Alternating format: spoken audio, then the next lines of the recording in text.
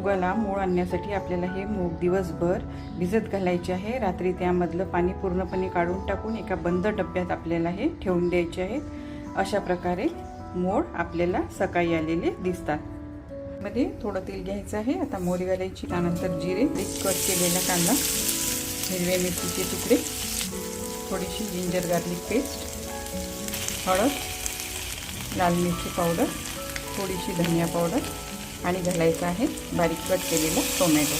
सर्व मिक्स करून घ्यायचं आहे। घालायचे आहेत मूळ आलेले मूग, सर्व मिक्स करायचं आहे। आता घालायचं आहे पाणी, चवीनुसार मीठ, झाकण ठेवून शिजू द्यायचं आहे। उसळ आपली छान शिजलेली आहे। कोथिंबीर आपल्याला घालायची आहे। मला माहिती असेल की मुगापासून आपल्याला प्रोटीन मिळते, त्याचबरोबर व्हिटॅमिन ए आणि सी चा सुद्धा हा स्रोत आहे। आपली पाचनक्रिया सुधारण्यास सुद्धा मदत होते। त्यामुळे तुम्ही ही उसळ नक्की ट्राय करा। तुम्हाला जर ही माझी रेसिपी आवडली असेल तर नक्की लाईक करा आणि माझ्या चॅनलला सबस्क्राईब करा।